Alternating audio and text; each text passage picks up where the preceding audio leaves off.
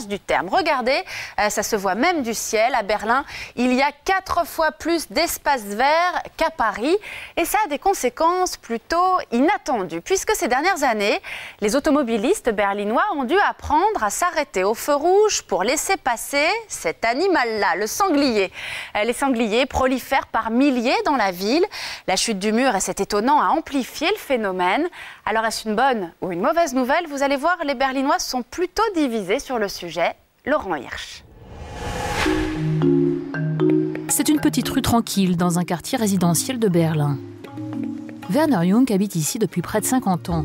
Un demi-siècle de tranquillité. Sauf que depuis quelque temps, il est régulièrement dérangé. J'habite ici en bas, dans l'appartement du rez-de-chaussée. Et vous pouvez voir juste devant mes fenêtres, j'ai maintenant une pelouse complètement ravagée. Aucun doute possible, il n'y a que des sangliers pour labourer le gazon de cette manière.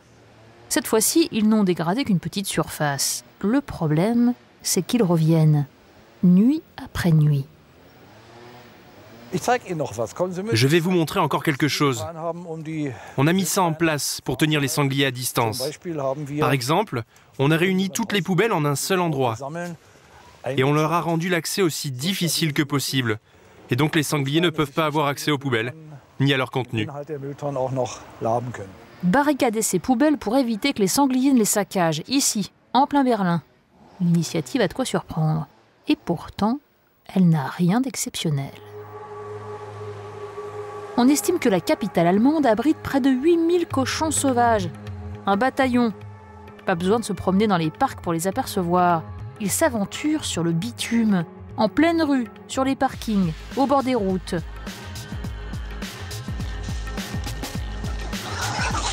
On en a même retrouvé 2 en plein centre-ville, là où il n'y a pas le moindre brin d'herbe, sur la célèbre Alexanderplatz. On pourrait presque parler d'invasion. Pourquoi l'ours brun cède-t-il du territoire aux sangliers? Quelle parade la ville a-t-elle trouvé? Enquête sur la nouvelle bête noire de la capitale allemande. Dirk Küster est un chasseur berlinois. Depuis 45 ans, il traque le sanglier aussi souvent qu'il le peut, quasiment un jour sur 2. Cette nuit, ils étaient là. Il ne passait pas ici avant, mais un célèbre événement historique a complètement changé la donne. Là où s'arrête le champ labouré et où commence l'herbe, il y avait autrefois le mur de Berlin. Avec la chute du mur, les sangliers ont pu accéder aux champs de céréales, de maïs et de pommes de terre dont ils étaient coupés. Et les surfaces cultivées sont si vastes que les sangliers y passent maintenant tout leur temps. Et ils ne retournent tout simplement plus jamais dans les bois. En clair, les sangliers est-allemands ont profité, comme les hommes, de la chute du mur. Elle leur a permis d'accéder plus facilement à la partie ouest de la ville et à des milliers d'espaces verts. Autant dire des buffets à volonté pour les animaux sauvages. Du coup, les sangliers prolifèrent dans Berlin intramuros, d'autant que la météo joue elle aussi pour eux. Ces dernières années, les hivers sont moins rigoureux à Berlin. Réchauffement climatique ou pas, il leur est maintenant plus facile de se nourrir et de se reproduire. Avant, c'était très saisonnier. Les petits arrivaient une fois par an, à peu près vers la fin de l'hiver. Rien de plus. Aujourd'hui, on a des petits qui naissent toute l'année. Conséquence, 3000 marcassins naissent chaque année à Berlin, 2 fois plus qu'il y a 10 ans. Un baby-boom, qui est bien loin de réjouir les automobilistes. Ils apprécient modérément ces obstacles mouvants et imprévisibles, comme ici ce groupe d'une dizaine de bêtes, au bord d'une autoroute du sud de la ville. À Berlin, on compte en moyenne un accident par jour impliquant des sangliers. Et sur ce crash test, où un sanglier de 90 kg est peint en rose, on voit les dégâts provoqués par un choc à 55 km/h, violent pour la voiture, pour le conducteur, encore plus pour le sanglier. Suzy, 90 kg, en a réchappé. Guck mal, Susi. Oh, Susi, du bist satt, was? Guck mal. Cette femelle sanglier est chouchoutée ici depuis 11 ans. C'est la préférée de Hans-Jürgen. L'homme en a en tout 9. Oh. Ah! Mein Stock. Quand j'arrive, ils se mettent à grogner très vite, comme ça. On a presque l'impression qu'ils se mettent à rire. Pour certains, c'est dur à comprendre, mais c'est comme ça. J'ai pour eux beaucoup d'affection et ils comptent vraiment pour moi. Certains citadins commencent donc à s'attacher aux sangliers. Et de plus en plus de sangliers apprécient la ville. Et il donne beaucoup de travail à Marc Franusch. Ce garde forestier les piste toute la journée. Du coup, il a appris à les comprendre.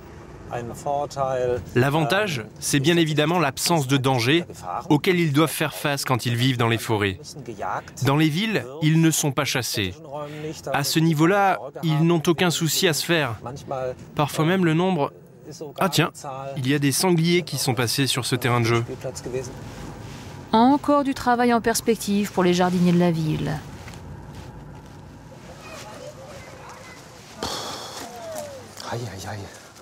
Une nouvelle dégradation qui agace notre garde forestier, car elle aurait pu être évitée.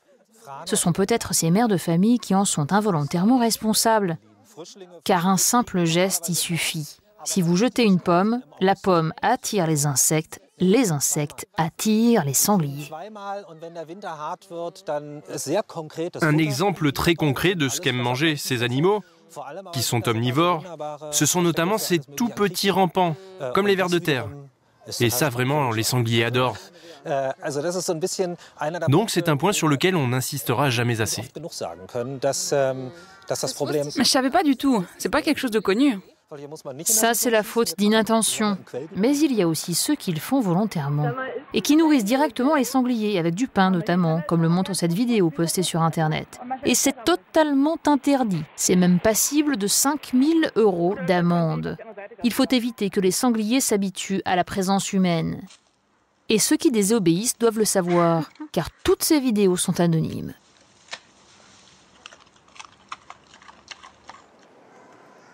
Stefan Klipstein désapprouve ces pratiques.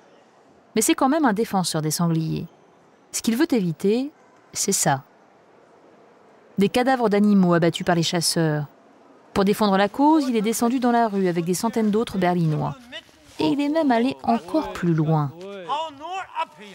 L'an dernier, il a participé à 8 sabotages de chasse. Le but est de faire fuir les sangliers et de gêner les chasseurs. Des coups d'éclat qui finissent souvent par des coups tout court.